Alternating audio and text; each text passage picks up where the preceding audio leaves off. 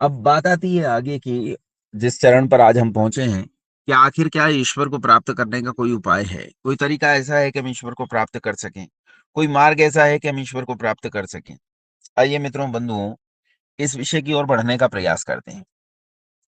मित्रों, जब हम इस विषय पर बढ़ने का प्रयास करते हैं कि ईश्वर को प्राप्त करने का मार्ग क्या है, और आप जैसा कोई युवक या युवती या कोई प्रौढ़ या प्रौढ़ा या कोई व्यक्ति जब ये विचार करता है कि ईश्वर को प्राप्त करने का मार्ग क्या हो सकता है, तो ईश्वर को प्राप्त करने के लिए सबसे आवश्यक वस्तु जो होती है, वह भी बुद्धि ही होती है।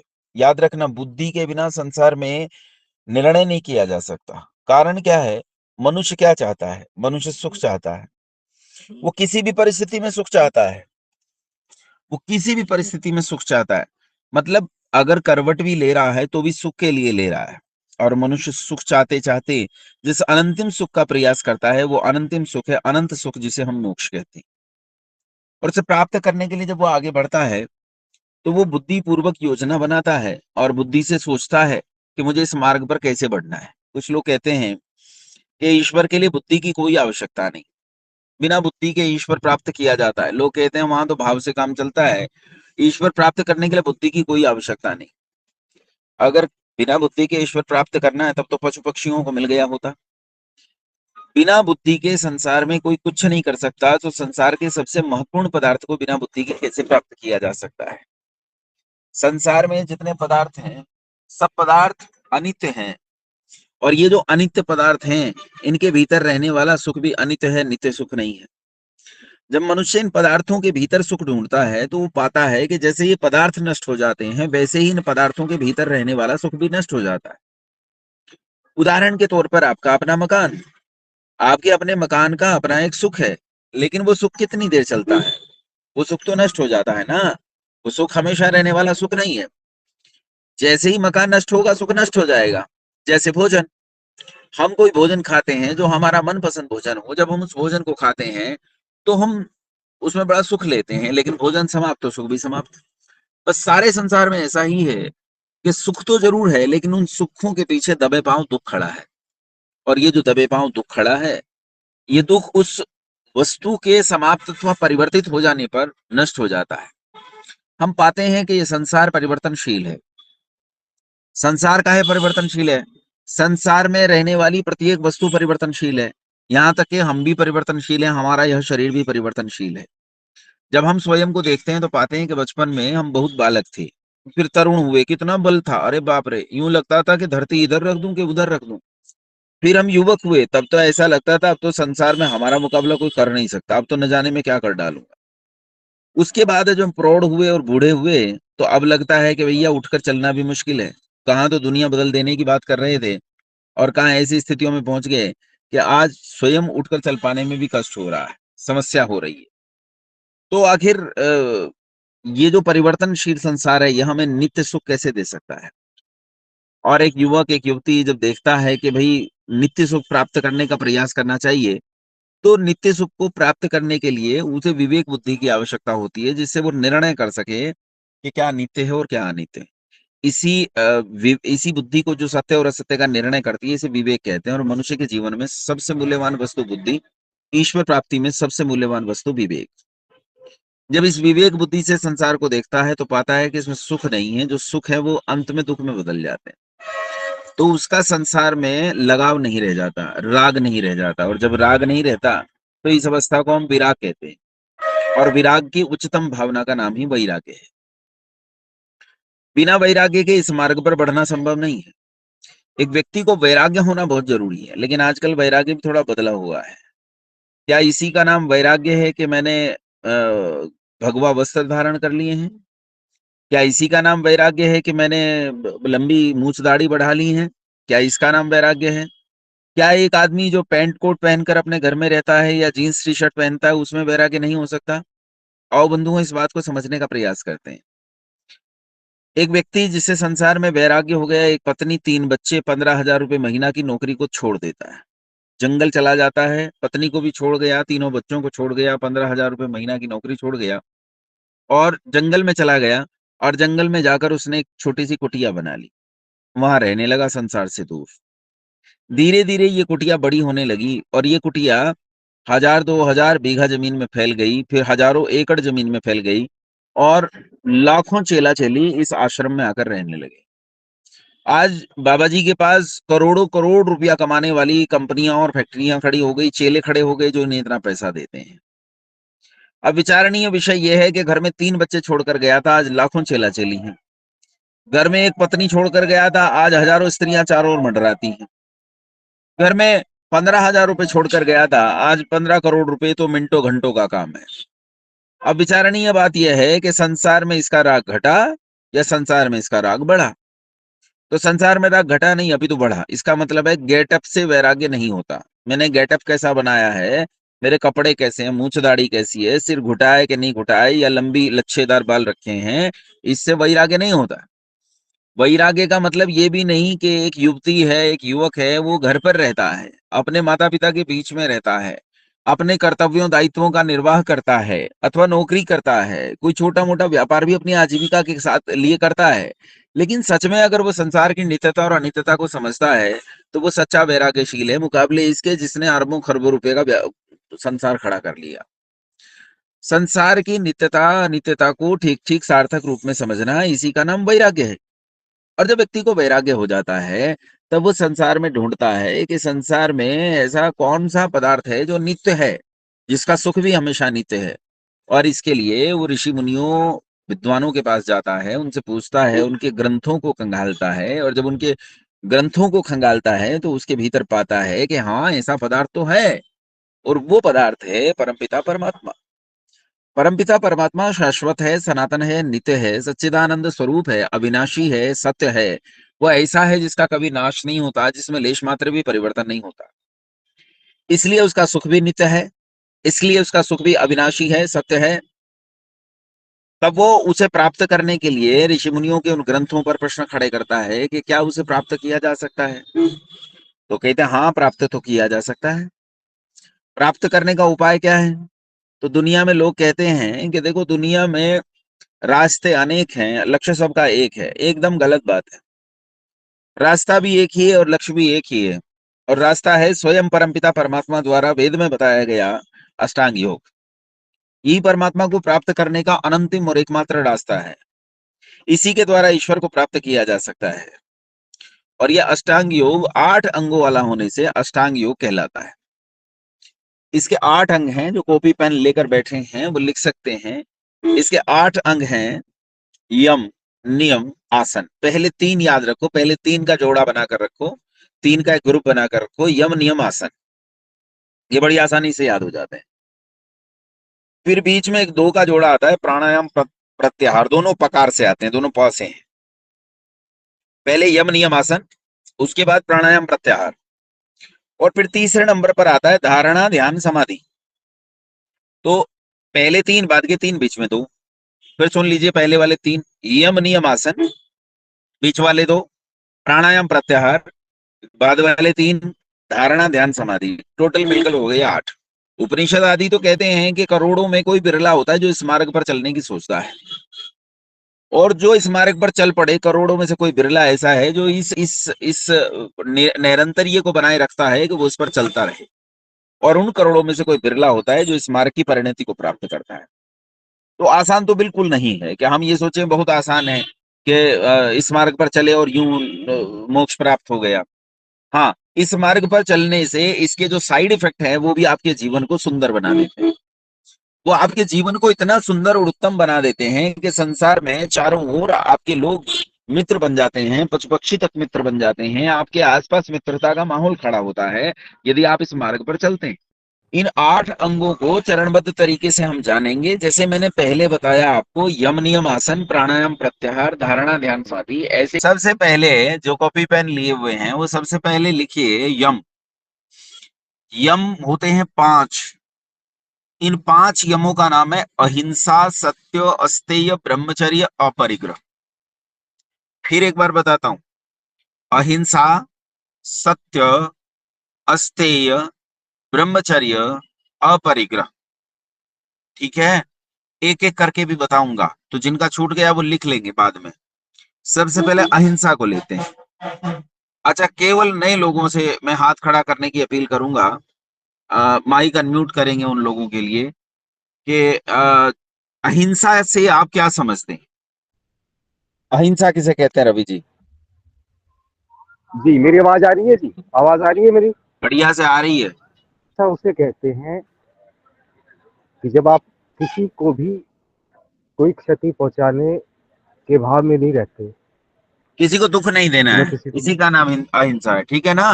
जी। ठीक है रवि जी। कोई कोई और बताएंगे मुझे जिन्होंने हाथ खड़ा किया है कि अहिंसा मैं किसे बताऊं कहते हैं? गुरुजी? जी बताइए बताइए। गुरुजी मैं भी बताऊंगा। बिना कारण गुरुजी किसी को कष्ट देना अहिंसा है। मन वचन कर से किसी को दुख न दुख ना देना। पहुंचाना, किसी को तकलीफ ठीक ना है। देना, वो अहिंसा कहलाता है। मनसा वाचा कर्मणा, किसी को दुख नहीं पहुंचाना, इसी का नाम अहिंसा है जी। आइए, वैसे तो बात आ गई एक, आप में से एक बंधु ने बहुत अच्छे से बता दिया है, फिर एक बार समझा देते हैं अहिंसा किसे कहते हैं। देखो, अहिंसा का वास्तविक उद्देश्य जो है वही अहिंसा को परिभाषित कर देता है। वैसे तो हमारे देश में अहिंसा के महात्मा हुए हैं, अहिंसा के बड़े महापुरुष हुए हैं।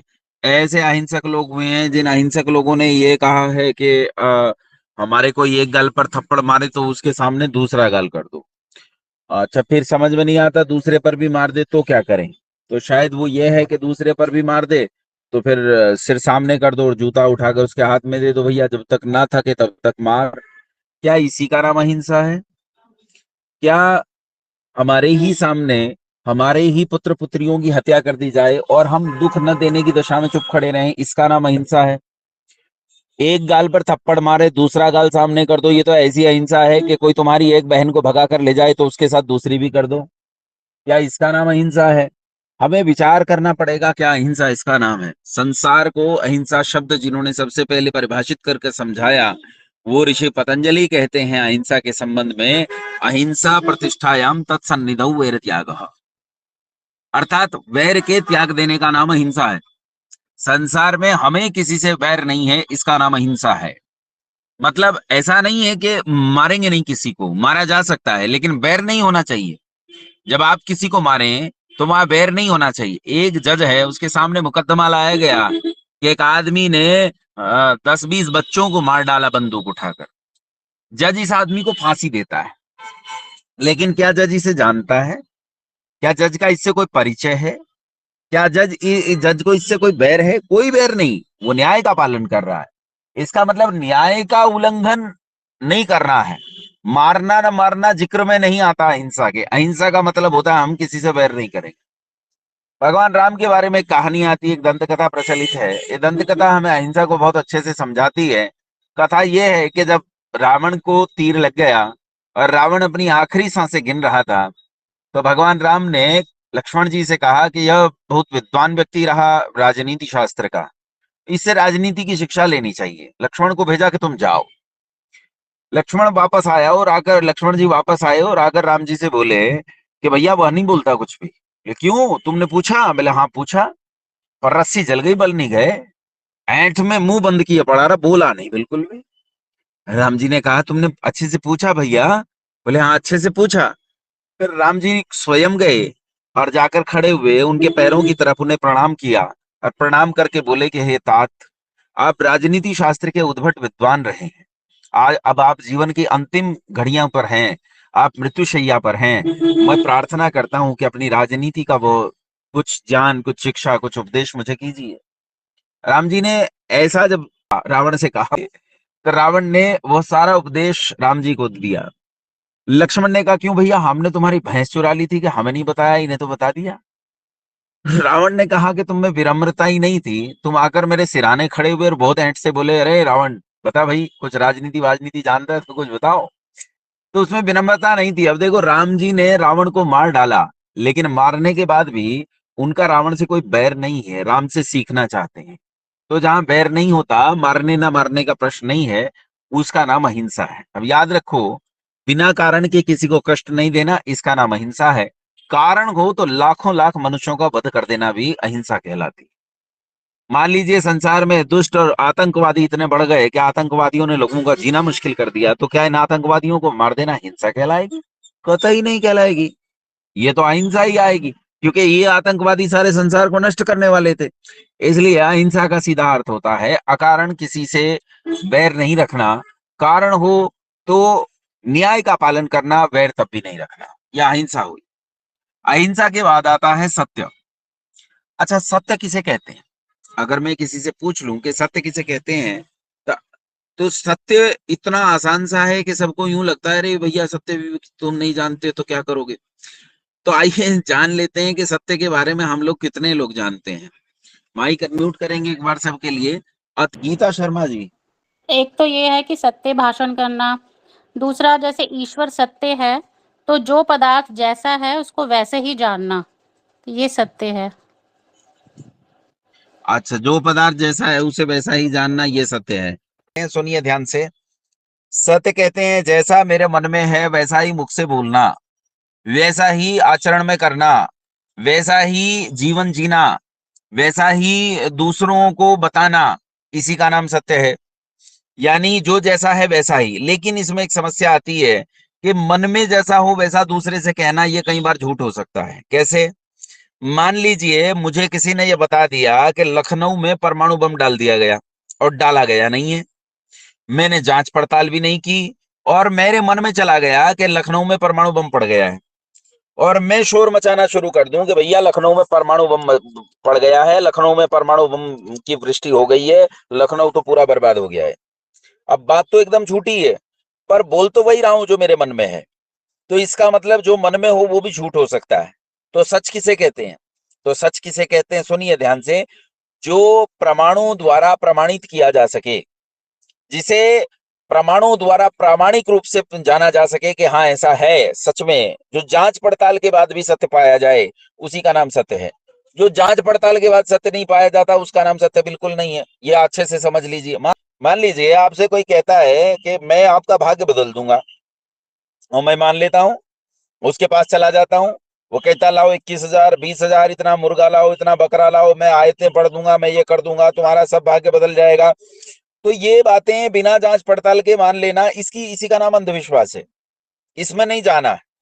आपको ये करना है, आपने देखा होगा बसों में छोटे छोटे स्टिकर चिपके होते हैं, उन पर लिखता है वशीकरण, पति पत्नी का विवाद, प्रेमी प्रेमिका का विवाह न होना, ऐसी बहुत सारी बातें उन पर लिखी रहेंगी।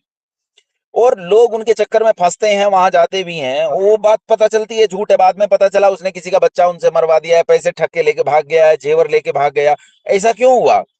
क्योंकि उसने परमाणु से सुपरीक्षित नहीं किया, जांच पड़ताल नहीं की। जांच पड़ताल करता तो ऐसा ना होता। इसीलिए इसका नाम सत्य है कि पहले जांच पड़ताल करो, परमाणु से सुपरीक्षित होने के बाद जो खरा उतरे उसका नाम सत्य।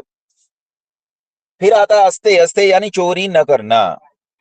चोरी 3 प्रकार से नहीं करनी चाहिए। 3 प्रकार की चोरी है। मनसा वाचा कर्मणा, मन से, वाणी से और कर्म से चोरी नहीं करनी चाहिए। चोरी किसे कहते हैं? अच्छा, कौन बताएगा मुझे चोरी किसे कहते हैं? हाथ खड़े करो एक बार। चोरी किसे कहते हैं ये जो मुझे बताएगा? चोरी किसे कहते हैं? अनम्यूट कर दीजिए। तो संजू पायक जी बताइए, चोरी किसे कहते हैं? संजू जी। जी नमस्ते। बिना हाँ, किसी से पूछे किसी की कोई चीज नहीं लेना। बस बढ़िया बात है, खत्म हो गई बात। बिल्कुल सही बताया इन्होंने। देखो, दूसरे से बिना पूछे किसी की वस्तु उठा लेना, इसी का नाम चोरी है। आपने देखा होगा कि चोर रात्रि में आपके घर में आता है छिपकर अंधेरे में, और आपकी वस्तु आपसे बिना पूछे उठाकर ले जाता है, इसी का नाम चोरी है। और मैं अगर आपसे पूछूं कि आप चोरी करते हो तो शक पका जाओगे, या सीधा सीधा पूछूं क्या आप चोर हो, तो आप में से कई लोगों के मन में ऐंठन होने लगेगी। कारण यह है कि हम कहीं ना कहीं चोरी करते हैं। कैसे करते हैं हम चोरी? हम दुकान पर जाएंगे और मूंगफली वाले से पूछेंगे क्यों भैया मूंगफली क्या भाव दी, और 2 मुट्ठी मूंगफली हमने भर ली। दाम पूछते पूछते हम उसकी 100 ग्राम मूंगफली खा गए। सब्जी वाले के ठेले पर गए कद्दू लेने के लिए, और 4 गाजर उसकी खा गए बिना पूछे। तो ये बिना पूछे दूसरे की वस्तु का उपयोग करना, इसी का नाम चोरी है। अब चोरी में एक चोरी, इसे अच्छे से समझिए कि रात वाले चोर में और आप में एक अंतर है कि रात वाला चोर जो है वो अंधेरे में छिपकर आता है, अंधेरे में करता है, उसमें आंखों की शर्म है, और हमें आंखों की भी शर्म नहीं है, हम खुलेआम दिन दहाड़े करते हैं। यह अंतर हम में है। मतलब हम तो चोर नहीं, हम तो डाकू हैं, खुलेआम कर रहे हैं। चोरी मतलब मन से, वाणी से और कर्म से चोरी छोड़ देना, दूसरे के पदार्थ को लेने की इच्छा नहीं करना, इसी का नाम चोरी है। मन से चोरी, दूसरे के पदार्थ को बिना पुरुषार्थ के लेने की इच्छा करना, यह मन की चोरी। वाणी की चोरी, बात को घुमा फिरा कर कहना, इसे वाणी की चोरी कहते हैं। सीधे सीधे नहीं कहते, घुमा फिरा कर कहते हैं। और तीसरा है कार्मिक चोरी। कार्मिक चोरी है मतलब कर्म से चोरी करना, यानी वस्तु उठाकर ले जाना, सीधे सीधे चोरी कर लेना। तो ये 3 प्रकार की चोरियों को आप छोड़ देना।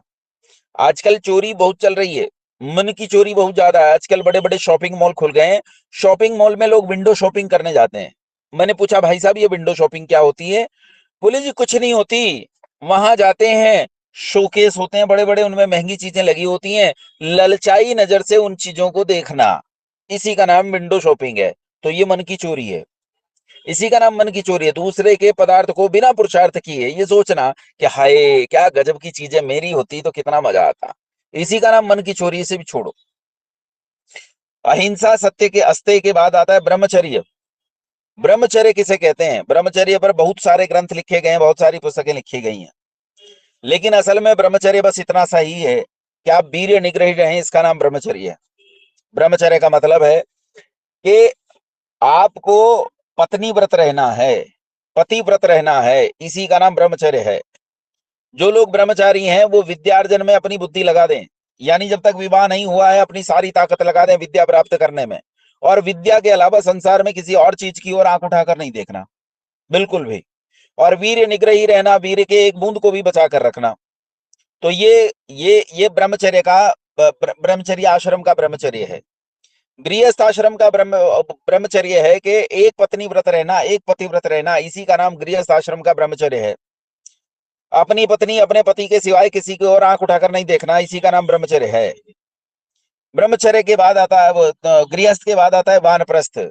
वानप्रस्थ में ब्रह्मचारी जैसे ब्रह्मचारी हो जाओ, जैसे ब्रह्मचारी पढ़ाई के अलावा किसी और चीज की तरफ ध्यान नहीं देता है, वैसे ही वानप्रस्थी भी उसी प्रकार का ब्रह्मचारी होता है। और सन्यासी भी ऐसा ही ब्रह्मचारी होता है। मतलब किसी स्त्री को देखना, सुनना, स्पर्श करना, कथा करना, क्रीड़ा करना, छूना आदि ये सब निषेध है, ये सब नहीं आता है। तो ये सन्यासी के लिए भी पूरी तरह है, वानप्रस्थी के लिए भी पूरी तरह है, और ब्रह्मचारी के लिए पूरी तरह है। और गृहस्थ के लिए क्या है? अपने पति और अपनी पत्नी को छोड़कर अन्य पुरुष को, अन्य स्त्री को नहीं देखना, मतलब नहीं वास्ता नहीं। और राम जी के पास शूर्पणखा गई, बोले विवाह कर लो। राम जी ने कहा मेरी तो पत्नी है, मेरा तो विवाह हो गया। बोले मुझे कोई आपत्ति नहीं, दूसरा कर ले। राजा महाराजाओं के तो 2-2 3-3 हो जाते हैं, तेरे बाप के भी तो 3 हुए हैं। तो राम जी ने कहा कि भैया देखो अपन तो एक पत्नी व्रत आदमी है, आज तक उसके अलावा हमने किसी स्त्री की ओर आंख उठाकर नहीं देखा, तो हम कैसे कर सकते हैं? ऐसे बन जाओ। ये गृहस्थ का ब्रह्मचर्य है। तो इस तरह ब्रह्मचर्य 100 के 100 वर्ष तक पूरा रखना है, यानी ब्रह्मचर्य आश्रम से लेकर गृहस्थ आश्रम, वानप्रस्थ और संन्यास आश्रम तक ब्रह्मचर्य आश्रम को पूरा का पूरा बचा कर रखना। कोई भी तामसिक चीज नहीं खाना, गंदी चीजें नहीं खाना, है ना। वो गंदी चीजें खाते हैं, उल्टा सीधा खाते हैं, उल्टा सीधा रहन सहन करते हैं। खैर वो आगे विषय आएगा, उसमें चर्चा करेंगे, अभी इतना ही होते हैं। अब इसमें ब्रह्मचर्य आश्रम में मैंने आपको बता दिया ब्रह्मचर्य का ये है पूरा 100 के 100 वर्ष ब्रह्मचर्य का पालन करना। आयु इससे ज्यादा हो जाए तो वहां तक ब्रह्मचर्य का पालन करना। अहिंसा सत्य अस्तेय ब्रह्मचर्य अपरिग्रह। अपरिग्रह मतलब आवश्यकता से अधिक वस्तुओं का संचय न करना। अब देखो यहाँ एक वैसी बात कहूंगा जो माताएं बहनें ज्यादा गड़बड़ करती हैं। देखो पुरुषों में अपरिग्रह जो है वो स्वभावतः होता है। पुरुष सामान्यतः ज्यादा ये चीजें इकट्ठी नहीं करते हैं। ऐसा नहीं होता कि 100% है शोट, ऐसा बिल्कुल भी नहीं है। कई पुरुष भी होते हैं एक नंबर के, और कई स्त्रियां बड़ी अपरिग्रही होती हैं। कई स्त्रियां बड़ी अपरिग्रह का मतलब क्या है? आवश्यकता से ज्यादा वस्तुओं का संचय नहीं करना।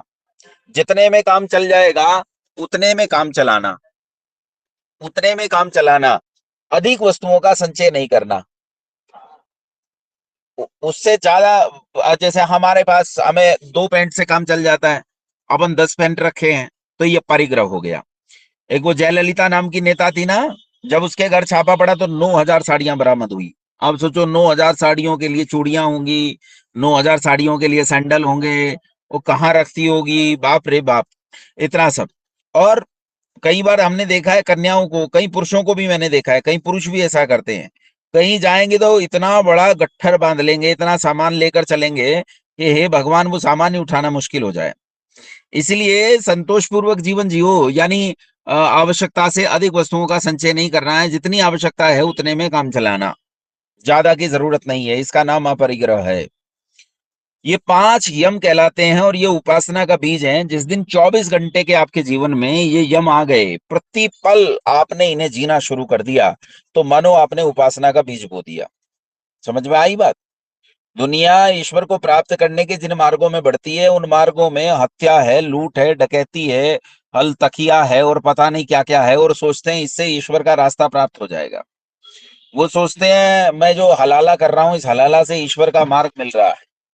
वो लोग जो सोचते हैं कि ऐसा हो जाएगा, वैसा हो जाएगा, ये सब नहीं होता है। 5 जो यम मैंने आपको बताए, ये यम उपासना का बीज कहलाते हैं। जब आप उपासना का बीज बो देते हो तो यहां से उपासना की प्रक्रिया आगे बढ़ती है, यहां से उपासना को आप आगे ले जाना शुरू करते हो, और जब आप उपासना को आगे लेकर जाते हो तो अगला चरण आता है नियम का। अब क्योंकि 5 यम है तो 5 ही नियम है, क्योंकि बीज का खाद पानी के बिना बीज का काम नहीं चलता है। बीज को अगर आपको बढ़ाना है तो उसके लिए खाद पानी की जरूरत पड़ेगी, बिना खाद पानी के बीज नहीं बढ़ता है। बीज को बढ़ाने के लिए जो 5 खाद पानी है वो है शौच, संतोष, तपः, स्वाध्याय, ईश्वर प्रणिधान। फिर से बता देता हूं, जो लिख रहे हैं लिख लेंगे। शौच, संतोष, तपः, स्वाध्याय, ईश्वर प्रणिधान। इनमें सबसे पहले आता है शौच। शौच यानी सफाई। सफाई 2 प्रकार की होती है, एक बाह्य शौच, एक आभ्यंतर शौच। बाह्य शौच होता है कि हम अपने घर द्वार को साफ रखते हैं, अपने आसपास के माहौल को साफ रखते हैं, अपने शरीर को, अपने संसाधनों को, अपने घर द्वार को। तो ये सफाई मुख्य रूप से जल से होती है। हाँ, इसमें जल के लिए कुछ अतिरिक्त चीजों की आवश्यकता पड़ती है, तो जिनकी आवश्यकता पड़ती है वो चीजें आप कर लीजिए, ले लीजिए, उनसे काम, उनके लिए डिनायल नहीं है, लेकिन इतना पक्का है कि आपको उन चीजों की जिनकी आवश्यकता पड़ती है उनके साथ साथ मुख्य रूप से जल से ही बाहर की सफाई होती है। जब आप सफाई की सोचते हैं, घर धोएं, शरीर धोएं, कपड़े धोएं या कुछ भी धोएं, उसके लिए जल से काम चलता है, बिना जल के काम नहीं चलता है। अंदर की सफाई जो होती है, आभ्यंतर सफाई जो होती है, आभ्यंतर सफाई होती है सत्य से। सत्य आभ्यंतर सफाई के लिए आपको प्रेरित करता है और आपकी सफाई रखता है कि आपके भीतर सफाई हो। अहंकार, मन में कुछ मैल होते हैं, लोभ, मोह, अहंकार, माद, मद, बहुत सारे होते हैं, मत्सर होता है, मक्कारी जिसे कहते हैं हम लोग, ये सब होते हैं। तो ये मन के मैल होते हैं और ये मन के मैल सत्य से जाते हैं। जो व्यक्ति सत्य को ग्रहण करता जाता है वो व्यक्ति इन सब से दूर होता चला जाता है। सत्य मन की शुद्धि करता है, शौच करता है। तो शौच बाहर और भीतर दोनों तरफ से ठीक रहना चाहिए। अब जो बाह्य शौच है, उस बाह्य शौच में आजकल बड़ी गड़बड़ी है। घर को चमका के ऐसा साफ कर देते हैं, शीशे की तरह दम दम धमकता है, लेकिन क्या करते हैं, मरा हुआ कुत्ता अपने घर के बाहर से हटा के पड़ोसी के दरवाजे के सामने खिसका देते हैं। अपने घर का कूड़ा पड़ोसी के घर के सामने सड़क पर फेंक देते हैं। घर को तो साफ रखते हैं, लेकिन मेरा समाज, मेरी कॉलोनी, मेरा देश, इन सब को बिगाड़ के रखते हैं, भरपूर गंदगी करते हैं। ये शौच नहीं है। शौच को समुचित करना चाहिए, यानी पूरा पूरा करना चाहिए, कहीं कोई गड़बड़ नहीं करनी चाहिए, ये पक्का है। तो शौच के बाद दूसरा आता है, शौच पूरा रखना है, बाह्य और आभ्यंतर। शौच के बाद आता है संतोष। अच्छा, संतोष किसे कहते हैं एक बार बताएंगे? अगर मैं आपसे प्रश्न पूछूं कि संतोष को एक शब्द में कहें कि संतोष किसे कहते हैं, तो मुझे उत्तर देंगे। रतन लाल जी, संतोष किसे कहते हैं, एक शब्द में बताइए। आचार्य जी प्रणाम। जी प्रणाम। जीवन निर्वाह करने से अधिक वस्तुओं का अधिग्रहण न करना संतोष है। आचार्य जी, संतुष्टि ही संतोष है। आचार्य जी, जो अपने पास है उसमें खुश रहना ही संतोष है। संतोष का मतलब, कुछ लोगों ने बिल्कुल सही सटीक बताया। कुछ लोगों का मानना है कि संतोष सब्र को कहते हैं। सब्र मतलब जितना मिले उसमें खुश रहना। जैसे 4 रोटी मिलती है, हम खुश हैं। 3 मिलने लगी, हम अब भी खुश हैं। 2 मिलने लगी, हम अब भी खुश हैं। 1 भी छिन गई, हाथ में भीख का कटोरा आ गया, हम अब भी खुश हैं। और भीख का कटोरा भी छिन गया, लोगों ने जूते मारने शुरू कर दिए, हम अब भी खुश हैं।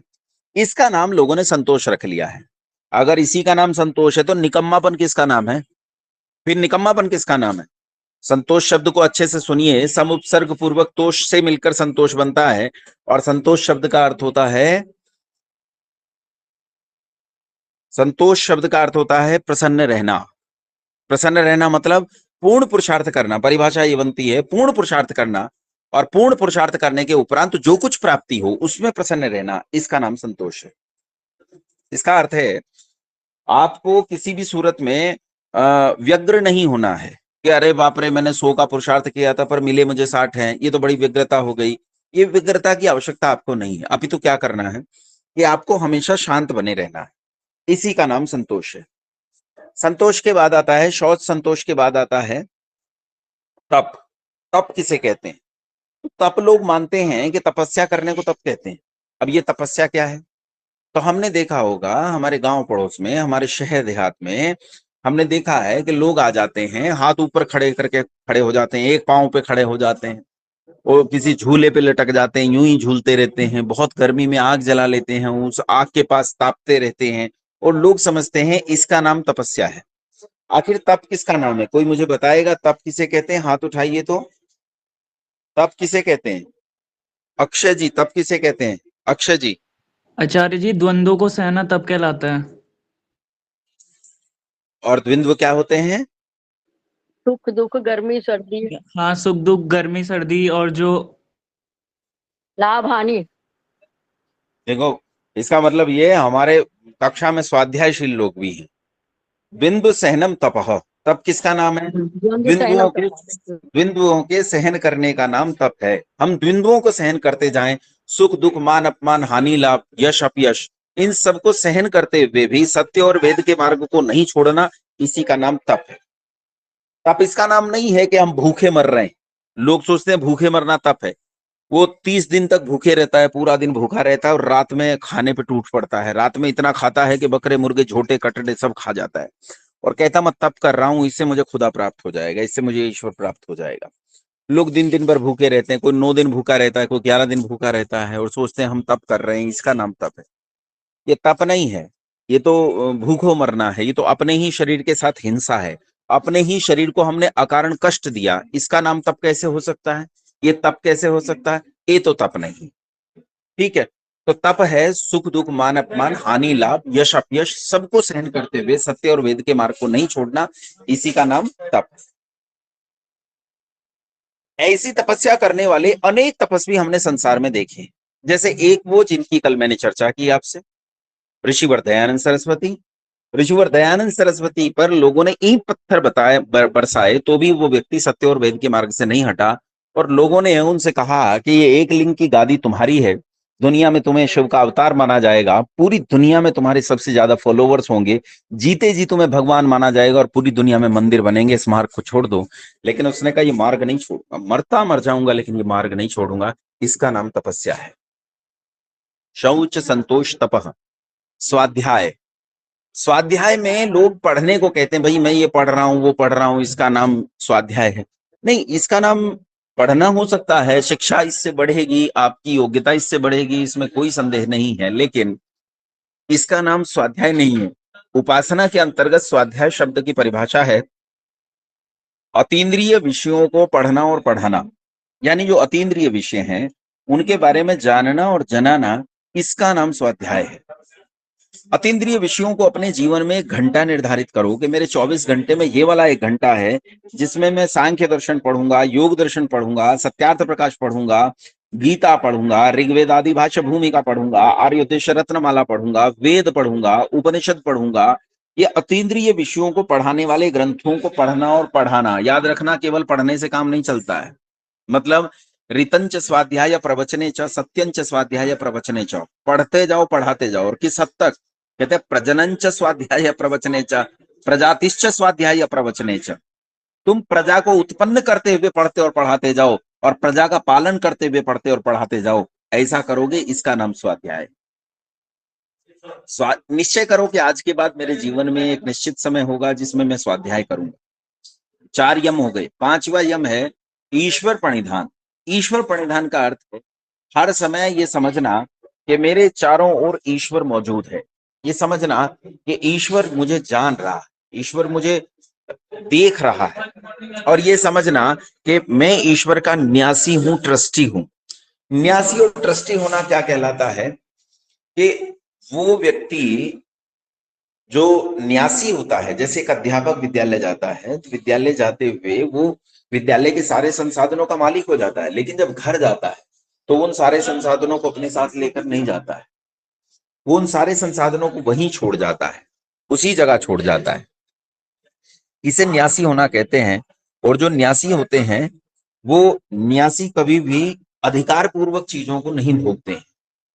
प्रणिधान यानी ईश्वर को ये जानना कि ईश्वर मेरे चारों ओर मौजूद है, मुझे देख रहा है, छीन रहा है, समझ रहा है, और ईश्वर के न्यासी हूं मैं। न्यासी मतलब ये जो सारा संसार है ना, ये उसकी प्रॉपर्टी है, और मुझे यहाँ उपभोग करने के लिए केवल भेजा गया। मुझे केवल यहाँ उपभोग करना है, नष्ट नहीं करना है। कई लोग वायु का दोहन करते हैं, जल का दोहन करते हैं, कई लोग यहाँ की सारी संपदाओं का दोहन करके उन्हें नष्ट करने का प्रयास करते हैं। हमें प्रयास ये करना है कि उन्हें नष्ट नहीं होने देना है, अपितु उन्हें बचा कर रखना है, उनकी रक्षा करनी है। ये सोच जब हमारे मन में रहेगी तो मानो हम ईश्वर प्रणिधान है। और चोर सोचता है कि तू बहुत अंदर गहरे में जाकर चोरी कर रहा है, तुझे कोई नहीं देख रहा, तो हमेशा ये भाव बनाकर रखना है कि मुझे परमपिता परमात्मा देख रहा है। और जब ये भाव बनाकर मैं रखता हूं तो ये समझ जाओ कि तब ही मैं ईश्वर का न्यासी बन जाता हूं, मैं ईश्वर प्रणिधान की भावना को अच्छे से समझ रहा हूं। आइए, ये मैंने आपको यम और नियम 10 बताए। इन 10 से संबंधित जो आपके प्रश्न होंगे उनका प्रश्न काल लेता हूं। उपासना का अभी बहुत सारा भाग बचा हुआ है, 3 हिस्सों में पूरा होता है। तीसरे हिस्से में मैं आपको उपासना कराऊंगा भी, और ये गारंटी लेता हूं कि उपासना में आपको यही ऑनलाइन ही कम से कम एक बार आपको ये निश्चय पूर्वक करा दूंगा कि आपको एक अद्भुत अनुभूति होगी। यही ऑनलाइन ही मैं आपको करा के दिखाऊंगा कि आपको अद्भुत अनुभूति होगी इस उपासना की। लेकिन अभी आज का दिन और कल का दिन व्याख्या का रहेगा, परसों का दिन प्रयोग भूत रहेगा। उसमें हम देखेंगे कि हम उपासना को जिन सोपानों पर मान रहे हैं वो परिणामदायी भी हैं अथवा नहीं। आइए, आज के जो विषय मैंने लिए हैं उनमें से यदि कोई प्रश्न आपका बनता है, याद रखें विषय से संबंधित प्रश्न पूछें। तो विषय से संबंधित किसी का कोई प्रश्न हो तो पूछ सकते हैं। प्रवीण सीसी जी, माइक अनम्यूट कर दीजिए सबके लिए। प्रवीण सीसी नाम से आईडी है, प्रश्न पूछ लीजिए। जी आचार्य जी, प्रवीण चंद्र चौधरी हूं मैं। मुझे एक बार अहिंसा और ईश्वर प्रणिधान को पुनः समझा दीजिए। अहिंसा का अर्थ होता है अकारण किसी को कष्ट नहीं देना। कारण हो तो लाखों लाख मनुष्यों का वध कर देना भी अहिंसा कहलाती है। अहिंसा प्रतिष्ठायाम तत्सन्निधौ वैरत्यागः।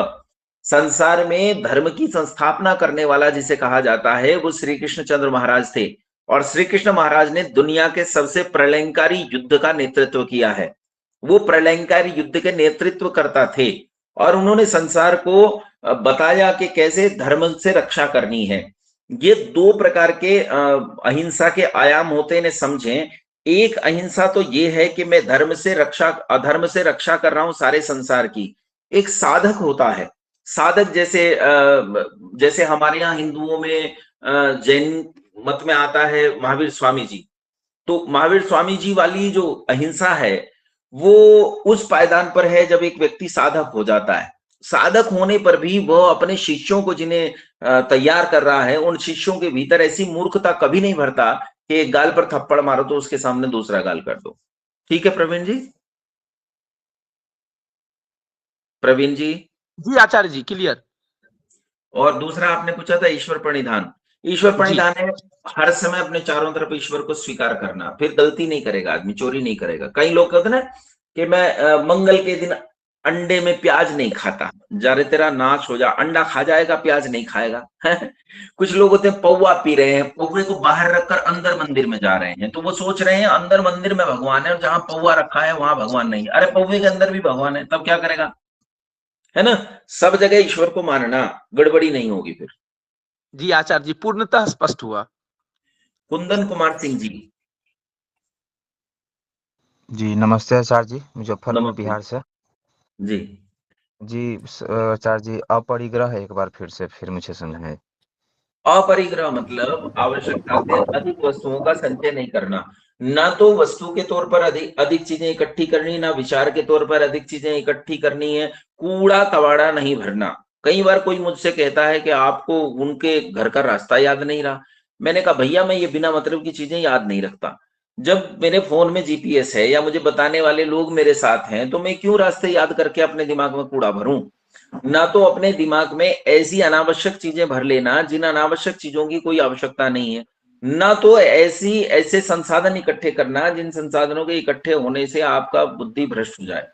इसीलिए आवश्यकता से अधिक वस्तुओं का संचय, जितने में काम चले उतना। 2 गाड़ी की जरूरत है, 2 गाड़ी जरूर रखो। कंजूसी में भी नहीं जीना।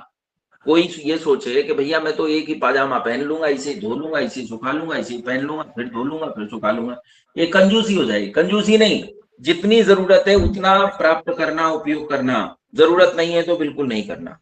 ठीक है। हर्ष पटेल जी। आचार्य जी नमस्कारम। नमस्ते। आचार्य जी एक बार स्वाध्याय को एक बार थोड़ी बताइए, स्वाध्याय का तात्पर्य किस चीज से है? स्वाध्याय मतलब अतीन्द्रिय विषयों का पढ़ना और पढ़ाना। अतीन्द्रिय मतलब मोक्ष विधायक विषय, यानी ईश्वर को प्राप्त करने संबंधी जितने भी ग्रंथ हैं, उन ग्रंथों का पढ़ना और पढ़ाना, स्वयं पढ़ना और दूसरों को पढ़ाना। जितना जानते हैं उतना दूसरों को जनाना, इसका नाम स्वाध्याय है। ठीक है हर्ष। धन्यवाद आचार्य जी। ठीक है। ठीक है। ठीक है। यशवंत जी। नमस्ते जी, यशवंत आर्य बेंगलुरु से। हम कंसल्टेंसी बिजनेस में हैं, तो अहिंसा और सत्य में मैं कस्टमर को पूरा नहीं बताऊंगा तो मैं झूठ बोल रहा हूँ। अगर पूरा बता दिया तो कस्टमर निकल जाएगा, वो डर भी है। तो इसको आप कैसे करेंगे?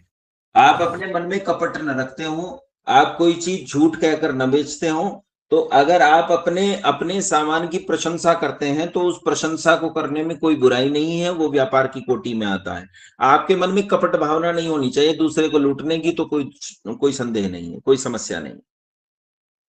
ठीक है यशवंत। हाँ, उन्हें जो वो चाहते हैं उन्हें वो पूरा पूरा मिल जाए। आपको अपने सामान की प्रशंसा करने का पूरा पूरा अधिकार है, अपनी सर्विस की प्रशंसा करने का पूरा अधिकार है।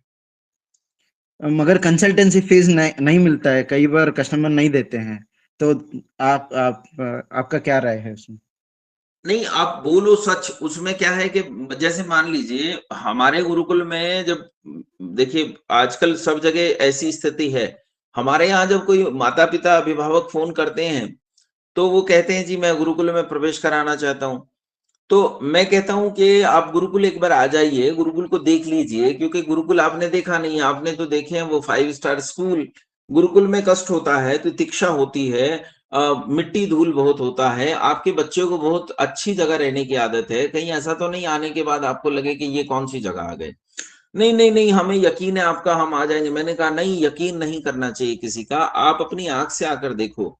तो वहां जब छात्र मेरे पास आते हैं तो कई बार मेरे आचार्य भी कहते हैं कि आचार्य जी ये क्या करते हो, अरे क्या जरूरत है इतना सब करने की कि यहाँ आ जाओ, जब आदमी सहमत था तो क्यों इतना शोर। मैंने कहा ठीक है, सहमत था, अब और सहमत हो गया है, अब कल कोई परेशानी नहीं करेगा। और ऐसा करने से गुरुकुल में संख्या दिनों दिन बढ़ रही है, मेरी संख्या नहीं घटी है। तो मैं ये मानता हूं कि सच के आधार पर चीजें बढ़ती हैं, घटती नहीं है। इसमें एक चीज और कहना चाहूंगा मैं आपसे, अपना माइक अनम्यूट कीजिए यशवंत जी। हाँ जी, सुन रहा हूँ। मैं आपसे ये पूछता हूँ, आज लोग दुनिया में कहते हैं कि झूठ से व्यापार चलता है। मैं आपसे पूछना चाहता हूँ, ईमानदारी से बताइएगा, दुनिया झूठ से चल रही है कि सच से चल रही है? सच से चल रही है। एक उदाहरण देता हूं आपको, आप ही बताएंगे मुझे। देखिए एक बात बताइए, एक आदमी है जिसका हमें पता है कि एक आदमी 100% सच बोलता है, हम उसके साथ व्यवहार करेंगे या नहीं करेंगे? हाँ ना में उत्तर दीजिए बस। हाँ। अच्छा, अगर हमें ये पता चल जाए कि एक आदमी 100% झूठ बोलता है, हम उसके साथ व्यवहार करेंगे या नहीं? नहीं। अच्छा, अगर हमें ये पता चल जाए कि ये आदमी 50% सच बोलता है और 50% झूठ बोलता है, तो हम उसके साथ थोड़ा थोड़ा व्यवहार करेंगे। लेकिन किस कारण से? झूठ के कारण से कि सच के कारण से? हाँ, हमें यह पता चल जाए कि यह आदमी 90% झूठ बोलता है और 10% सच बोलता है, तो अगर हम उसके साथ कोई व्यवहार करेंगे तो उस 10% सच के कारण करेंगे, 90% झूठ के कारण नहीं करेंगे। इसीलिए आपको अपनी बात कहना, उसकी प्रशंसा करना, अपने प्रोडक्ट को अच्छे से अच्छे बताकर दुनिया को बेचना, इसका पूरा अधिकार है। झूठ नहीं बोलना चाहिए, इससे आप हानि होगी, लाभ नहीं होगा। लाभ होगा सच बोलने से। ठीक है जी, धन्यवाद जी। नायक जी मैं रवि रवि जी। बात कर रहा हूँ आचार्य। जी रवि जी। आचार्य हम देखते हैं कि बहुत सारे जगराते हो रहे हैं, बहुत सारे भगवत कथाएं होती हैं, लेकिन उपनिषद के ऊपर मैंने पूरे जीवन में कभी भी कोई जगराता या कोई कार्यक्रम होते नहीं देखा। और जब मैंने ये प्रश्न किया हमारे मंदिरों के पंडितों से, पुरोहितों से कि मुझे उपनिषद के बारे में कुछ बताइए, तो मुझे एक भी व्यक्ति नहीं मिला जो मुझे बता सके कि उपनिषद हैं कहाँ और वो होते क्या हैं। तो उनका कहना था कि हमें ये पढ़ाए नहीं गए।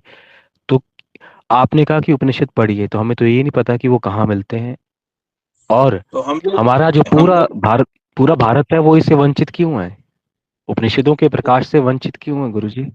ये तो मैं बता चुका हूँ, आपने शायद उस कक्षा में ना रहे हों, तो मैं बता चुका हूँ कि शिक्षा में पता नहीं गिरावट आया, और हम लोग पतन होते होते इतने गिरे कि हम गुलाम हो गए। 1000 साल की गुलामी में हमसे हमारी सारी शिक्षा छूट गई, और न जाने कैसे कैसे सिद्धांत हमारी शिक्षा में सम्मिलित हो गए। इस कारण से जो हमारी मूलभूत और महत्वपूर्ण शिक्षा थी वो हमसे कहीं दूर चली गई है। इसी कारण उपनिषद आज हमें पढ़ाए नहीं जाते हैं। लेकिन हम लोग एक प्रकल्प शुरू कर रहे हैं शास्त्र कुलम के नाम से, और शास्त्र कुलम में हम लोग ये सारे दर्शन, उपनिषद, शास्त्र सब पढ़ाएंगे। शास्त्र कुलम एक अलग से प्रकल्प होगा, एक वेब पोर्टल होगा और एप्लीकेशन उसका अलग से होगा। उस एप्लीकेशन और वेब पोर्टल पर आर्ष विद्याकुलम के अंतर्गत ही ये प्रकल्प चलेगा। उसमें ये सारे शास्त्र हम पढ़ाएंगे, आप वहां पढ़ सकते हैं।